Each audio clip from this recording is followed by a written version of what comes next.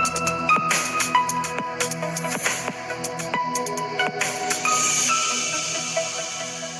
friends, എല്ലാവർക്കും മറ്റൊരു പുതിയ വീഡിയോയിലേക്ക് സ്വാഗതം. It's me Akhil Satheesh and welcome to Akhil Satheesh world. +2 നിങ്ങൾ സയൻസ് പഠിച്ചവരായിരിക്കാം, കൊമേഴ്സ് ആയിരിക്കാം, അതല്ലെങ്കിൽ ഹ്യൂമാനിറ്റീസ് ആയിരിക്കാം. എന്ത് തന്നെ ആയാലും അടുത്തൊരു കോഴ്സ് എടുക്കുമ്പോൾ എന്തൊക്കെ കാര്യങ്ങൾ ശ്രദ്ധിക്കണം? ഇന്നയാള് കൊമേഴ്സ് പഠിച്ചെന്ന് കരുതി ഈ കോഴ്സ് എടുക്കാൻ പാടില്ലേ? ഏത് കോഴ്സ് എടുത്താലാണ് പ്ലേസ്മെന്റ്, ജോബ് ഓപ്പർച്യൂണിറ്റീസും കിട്ടുന്നത്, സെൽഫ് ഇംപ്രൂവ്മെന്റ് കിട്ടുന്നത്, നല്ല കോളേജുകളിൽ പഠിക്കാൻ സാധിക്കുന്നത്, വിദേശത്ത് പോകാൻ പറ്റുന്നത്? ഇങ്ങനെ അനവധി ഡൗട്ടുകളാണ് നിങ്ങളുടെയും പാരന്റ്സിന്റെയും ഉള്ളിലാണെന്ന് എനിക്കറിയാം. പക്ഷെ ഇപ്പോൾ കറക്റ്റ് സമയമാണ്. അതായത് ഞാൻ പറയുന്നത് ഈ വീഡിയോ കാണുന്ന +2 കഴിഞ്ഞ വിദ്യാർത്ഥികളോടാണ്. നിങ്ങൾക്ക് കറക്റ്റ് ടൈം, അതായത് നിങ്ങൾ റിസൾട്ട് വരുന്നത് വരെ കാത്തു നിൽക്കരുത്. May 25, May 2nd week, May 3rd week ഒക്കെ വിടും. ഈ ഒരു ഏപ്രിൽ അവസാനം ഈ ഒരു വീക്ക് കൊണ്ട് നിങ്ങൾ കംപ്ലീറ്റ് ടൈം ഈ ഒരു പ്രൊസീജിയറിലേക്ക്, അതായത് നിങ്ങൾ ഇനി എന്ത് പഠിക്കണം, എവിടെ പഠിക്കണം എന്നൊരു കാര്യം തീരുമാനമായിരിക്കണം.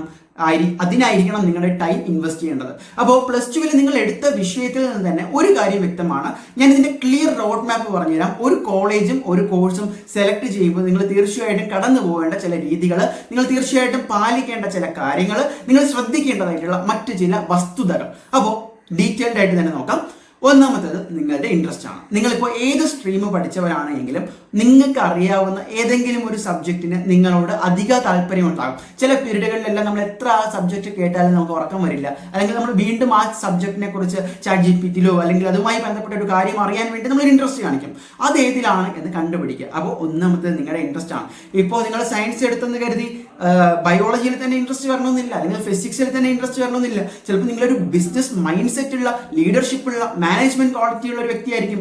ആ രീതിയിലായിരിക്കും നിങ്ങളുടെ ഇൻട്രസ്റ്റ്. അപ്പോൾ ഒന്നാമത്തെ ഫാക്ടർ ഇൻട്രസ്റ്റ് ആണ്. ഇൻട്രസ്റ്റ് എന്താണെന്ന് കണ്ടുപിടിക്കുക. ഇനി ആ ഇൻട്രസ്റ്റ് നിങ്ങൾ കണ്ടുപിടിച്ചു കഴിഞ്ഞാൽ അതുമായി ബന്ധപ്പെട്ട കോഴ്സുകൾ ഏതൊക്കെയാണെന്ന് നോക്കാം. ഫോർ എക്സാമ്പിൾ, നിങ്ങൾക്ക് ബിസിനസ് റിലേറ്റഡ് ആണ് ഭാവിയിൽ നിങ്ങൾ കരിയർ സെറ്റ് ചെയ്യുന്നത്, എന്തൊക്കെ നിങ്ങൾക്ക് ചെയ്യാൻ പറ്റും? നിങ്ങൾക്ക് BBA എടുക്കാം, നിങ്ങൾക്ക് HR ലെവലിൽ നോക്കാം, അല്ലെങ്കിൽ നിങ്ങൾക്ക് അല്ലാത്ത മാനേജ്മെന്റ് ലെവൽ കോഴ്സുകൾ നോക്കാം. ഇനി കൊമേഴ്സിൽ തന്നെ ഡിഫറെന്റ് ഇതുണ്ട്. ഇതൊക്കെ പഠിക്കാൻ സയൻസ് പഠിക്കുന്നു, ഹ്യൂമാനിറ്റീസ് പഠിക്കുന്നു അങ്ങനെയല്ല. നമ്മുടെ കേരളത്തിൽ ഇപ്പോൾ ഏത് സ്ട്രീം പഠിച്ചവർക്കും പിന്നീട് മാറിപ്പോവാനുള്ള ഓപ്പർച്യൂണിറ്റീസ് ഉണ്ട് എന്ന് മനസ്സിലാക്കുക. ഇനി നിങ്ങൾക്ക് ഇഷ്ടം പക്ക IT ഫീൽഡാണ്, പക്ക കോഡിംഗ് ആണ്, പെട്ടെന്ന് തന്നെ ഒരു ഗ്രോത്ത് പൊട്ടൻഷ്യൽ ആണ്, ഈ പറയുന്ന MNC ലെവൽ, ഗൂഗിൾ ലെവൽ കമ്പനികളിലേക്ക് ഹയറിംഗ് ആണ്, അങ്ങനെയാണ് എങ്കിൽ BTech ഉണ്ട്, BCA ഉണ്ട്. അപ്പോൾ ഇതെല്ലാം നിങ്ങൾക്ക് ഇപ്പോൾ കൊമേഴ്സ് പഠിച്ചവർക്കും BCA പഠിക്കാനുള്ള അവസരമുണ്ട്.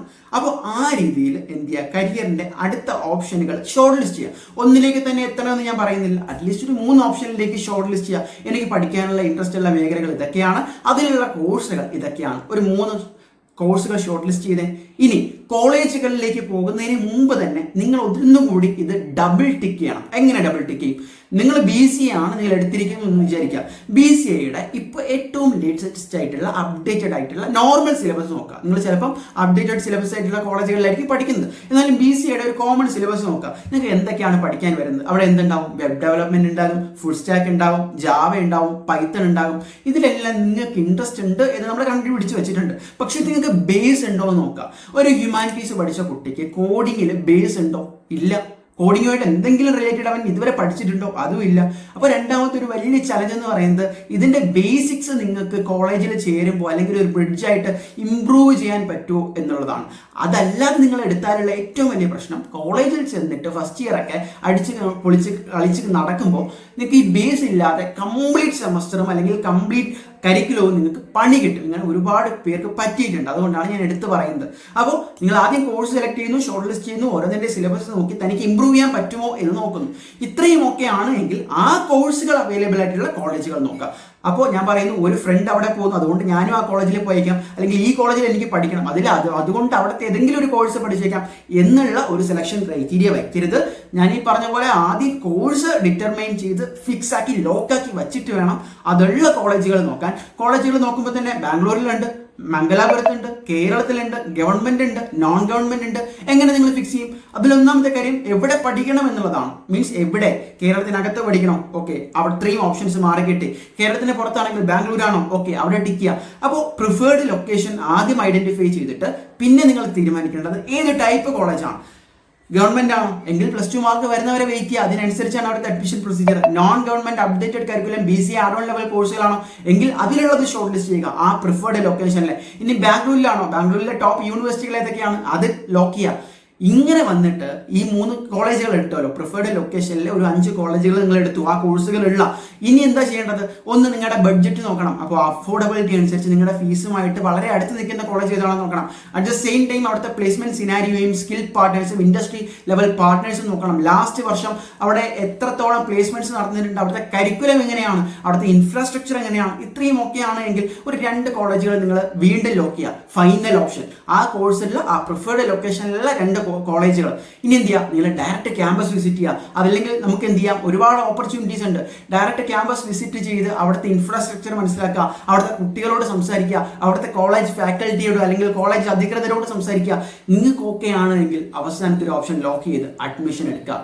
പല കോളേജുകളിലും അഡ്മിഷൻ പ്രീ ബുക്ക് ചെയ്യാനുള്ള അവസരമുണ്ട്. സോ കംപ്ലീറ്റ് അഡ്മിഷൻ സപ്പോർട്ടിന് നമ്മൾ അവൈലബിൾ ആയിരിക്കും. നിങ്ങൾ ഏത് കോഴ്സാണ് പഠിക്കാൻ ആഗ്രഹിക്കുന്നെങ്കിലും കേരളത്തിനകത്താണെങ്കിലും പുറത്താണെങ്കിലും. പക്ഷേ ഞാൻ ഈ പറഞ്ഞ എല്ലാ കാര്യങ്ങളിലൂടെയും നിങ്ങളുടെ എന്ത് പോകണം, കരിയർ ഗൈഡൻസ് എന്ന് പറഞ്ഞാൽ പ്രോപ്പർ ഇതാണ്, നിങ്ങൾക്ക് സ്വന്തമായിട്ട് ചെയ്യാൻ പറ്റുന്നതുമാണ്.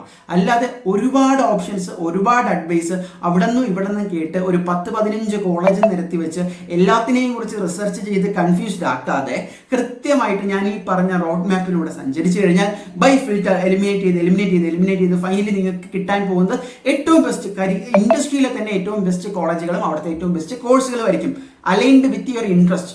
ഓക്കെ, സോ ഗൈസ്, എന്തായാലും കോളേജ് സെലക്ഷനുമായി ബന്ധപ്പെട്ട് സ്റ്റിൽ കൺഫ്യൂഷൻ ഉള്ള എല്ലാവരും ഈ നമ്പറിൽ മെസ്സേജ് ചെയ്തു. നിങ്ങൾ പഠിക്കാൻ ഉദ്ദേശിക്കുന്ന കോഴ്സും പഠിക്കാൻ ഉദ്ദേശിക്കുന്ന പ്രിഫേർഡ് ലൊക്കേഷൻ കോളേജുകളും ഒക്കെ കമന്റ് ചെയ്ത് കഴിഞ്ഞാൽ, മെസ്സേജ് ചെയ്ത് കഴിഞ്ഞാൽ ഞങ്ങൾക്ക് നിങ്ങളെ ഗൈഡ് ചെയ്യാൻ സാധിക്കും. അഡ്മിഷൻ പ്രീ ബുക്ക് സപ്പോർട്ട് വരെ ഞങ്ങൾക്ക് പ്രൊവൈഡ് ചെയ്യാൻ സാധിക്കും, ഇൻക്ലൂഡിങ് ഫ്രീ ക്യാമ്പസ് വിസിറ്റുകൾ. സോ ഗൈസ്, എല്ലാവർക്കും ഹാപ്പി ലേണിംഗ്. നന്നായിട്ട് കൃത്യമായിട്ട് വ്യക്തമായിട്ട് നോക്കി കണ്ട് കോളേജ് സെലക്ട് ചെയ്യുക. All the best.